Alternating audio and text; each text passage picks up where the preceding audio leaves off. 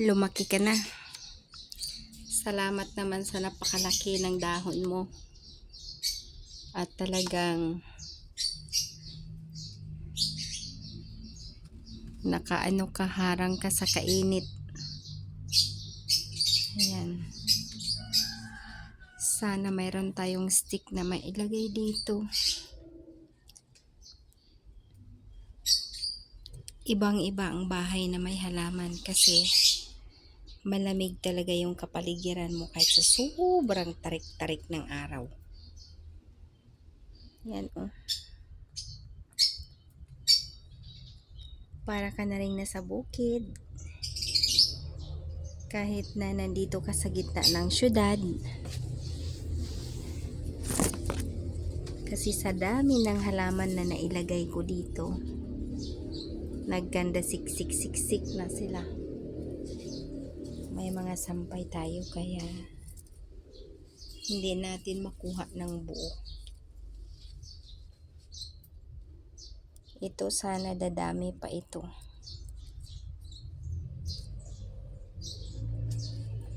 Sa amin sa Mindanao, sus grabe. Ang lalaki ng mga torch na birds of paradise doon.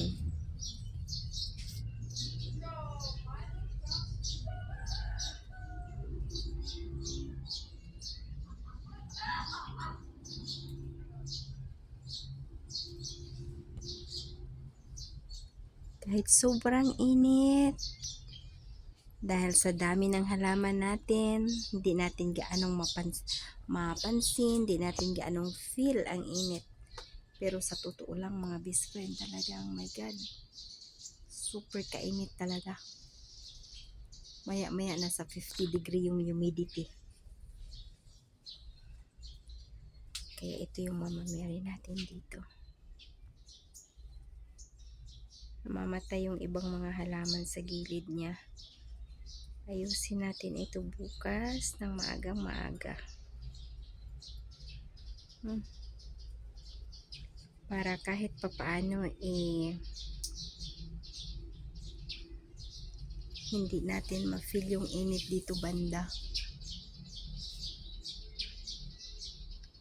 At saka sa aking suki na tinatanong na kung kumusta na yung hinihintay niyang fiddle tree nandyan pa sa taas. Hindi pa natin pwedeng gupitin dahil sobrang init. Hindi pa natin pwedeng putulin. Yan.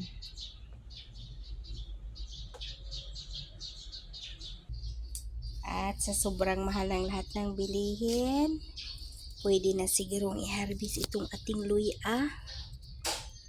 Hanapin natin kung may laman-laman na.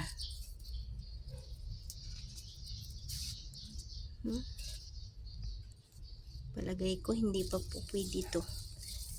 Kasi nag-aano pa siya. May mga tumutubo pang maliliit. So ibig sabihin, di pa ready for harvest yan.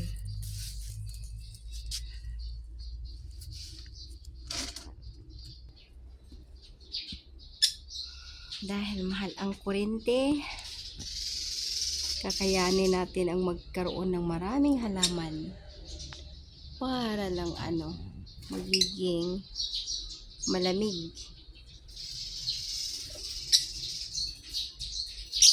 At saka kahit papaano makarinig tayo ng mga huni ng ibon. Diba?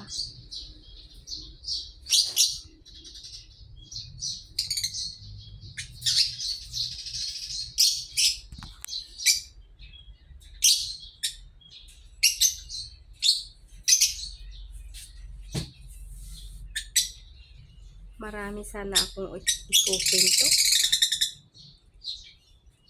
Kaso mabigat pa sa puso eh.